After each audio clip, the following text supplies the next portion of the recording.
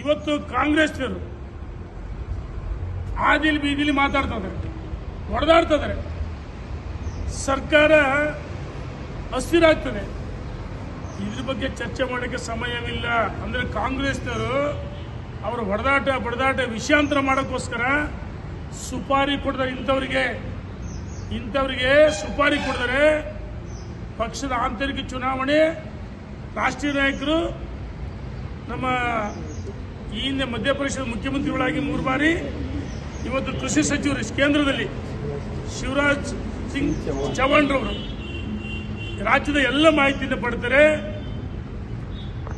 ಯಾವ ಸಮಯದಲ್ಲಿ ಕರ್ನಾಟಕ ಬಂದು ಅಭಿಪ್ರಾಯವನ್ನು ಸಂಗ್ರಹಿಸಿ, ಆಂತರಿಕ ಚುನಾವಣೆ ಅಷ್ಟೇ, ಚುನಾವಣೆ ಆಗಲ್ಲ, ಅಭಿಪ್ರಾಯವನ್ನು ಸಂಗ್ರಹಿಸಿ. ವಿಜಯೇಂದ್ರ ಅವರು 1 ವರ್ಷ ಆಯಿತು ರಾಜ್ಯದ ಅಧ್ಯಕ್ಷರಾಗಿ, ಕಾರ್ಯಕರ್ತರ ಮನೆ ಬಾಗಿಲಿಗೆ, ಭೂ ಸಮಿತಿ ಅಧ್ಯಕ್ಷ ಮನೆ ಬಾಗಿಲಿಗೆ ಸಂಘಟನೆ ಮಾಡಿದ್ದಾರೆ. ಸಂಘಟನೆ ಪರ್ವ ಯಶಸ್ವಿಯಾಗಿದೆ. ಮಂಡಲ ಅಧ್ಯಕ್ಷಗಳು, ಭೂ ಸಮಿತಿ, ಜಿಲ್ಲಾ ಅಧ್ಯಕ್ಷಗಳು ಈಗಾಗಲೇ ಜಿಲ್ಲಾಧ್ಯಕ್ಷರನ್ನ ಈಗಾಗಲೇ ಹೆಸರು ತೆಗೆದುಕೊಂಡೋಗಿದ್ದಾರೆ. ಬಹುಶಃ ಇನ್ನು ಕೆಲವೇ ದಿವಸದಲ್ಲಿ ಘೋಷಣೆ ಆಗುತ್ತೆ.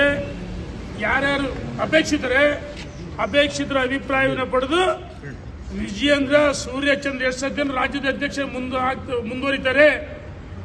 1 ವರ್ಷ ಆಯ್ತು. ಯಡಿಯೂರಪ್ಪನವರು ಕೆಲಸ ಮಾಡಿಲ್ವಾ? ಯಡಿಯೂರಪ್ಪನವರು ಹೆಸರು ಹೇಳಕ್ಕೆ ಯೋಗ್ಯತೆ ಇಲ್ಲ ಇವರಿಗೆ. ಯಡಿಯೂರಪ್ಪನ ಹೆಸರು ಹೇಳಕ್ಕೆ ಯೋಗ್ಯತೆ ಇಲ್ಲ. ಅವ್ರು ಯಾರು 3 ಮತ್ತೊಂದು ಯಡಿಯೂರಪ್ಪ ಬಗ್ಗೆ ಭಿನ್ನಾಭಿಪ್ರಾಯ ಅಲ್ಲ, ನಮ್ಗಿರೋದು ಯಡಿಯೂರಪ್ಪ ವಯಸ್ಸಾಗಿದ್ದ ಮಾತಾಡಿಲ್ವಾ? ಏನ್ ಬಚ್ಚ, ನೀನೇನು ರಾಜಕಾರಣ ಏನ್ ಮಾಡಿದ್ವಿ ಗೊತ್ತಿಲ್ಲ? ನಿನ್ನ ಮುಖವಾಡುಗಳು ಕಳಚಬೇಕಾ? ಹಿಂದೂ ಹುಲಿ, ಯಾವ ಹಿಂದೂ ಹುಲಿ ನೀನು? ಹಿಂದೂ ಹುಲಿ ನಾಚಿಕೆ ಆಗ್ತೀನಿ. JDS ಯಾಕೆ ಹೋಗಿದ್ದೆ? ಟಿಪ್ಪು ಡ್ರೆಸ್ ಕಟ್ಗೆ ಹಿಡಿದು ಫೋಸ್ಕೊಳ್ಳಿಲ್ವಾ? ಎಲ್ಲ ಇಲ್ವಾ? ಕಾಲಿಡಿದು ಕಾಡಿಬೇಡಿ ಬಿಜೆಪಿ ಬಂದು ಯಡಿಯೂರಪ್ಪ ಕಾಲಿಡಿದು. ಯಡಿಯೂರಪ್ಪರು ಹೊಗಳಿದ್ದು ನಮ್ಮ ಹತ್ರ ವಿಡಿಯೋಗಳಿದಾವೆ. ನಾಚಿಕೆ ಆಗ್ಬೇಕು. ಯಡಿಯೂರಪ್ಪನ ಬಗ್ಗೆ ಮಾತಾಡೋದು ನೈತಿಕ ಹಕ್ಕಿಲ್ಲ. ಹುಷಾರ್. ನಾವು ಬಹಳ ತಾಳ್ಮೆಯಿಂದ ಇದೀವಿ. ನಾವು ಸೇರ್ತೀವಿ, ಚರ್ಚೆ ಮಾಡ್ತೀವಿ, ದಿಲ್ಲಿಗೆ ಹೋಗ್ತೀವಿ. ಯಾವ ವಕಫ್ ಹೆಸರಲ್ಲಿ ಭಿನ್ನಮತಿ ಇರೋರು, ಬಂಡಾಯ, ಇಂಥವರಿಗೆ ಯಾವ ರೀತಿ ಪಕ್ಷದ ಹೊರಗಡೆ ಹಾಕಬೇಕು ಮುಲಾಜಿಲ್ಲ.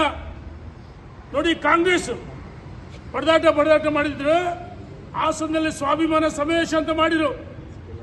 ಅವರ ಬೆಂಬಲಿಗರು ಆಗಿದ್ದೇನು ಸಿದ್ದರಾಮಯ್ಯನವರ ಸ್ವಾಭಿಮಾನ ಸಮಾವೇಶ ಎಲ್ಲ KPCC ಅಧ್ಯಕ್ಷರು ಸಾರಥ್ಯದಲ್ಲಿ ಆಗ್ಬೇಕಂತ ಹೇಳಿದ್ರು. ತಕ್ಷಣ ಆಯ್ತು. ಲಂಚ್, ಡಿನ್ನರ್ ಬ್ರೇಕ್ಫಾಸ್ಟ್ ತಕ್ಷಣ ಕಡಿವಾಣ ಹಾಕಿದ್ರು.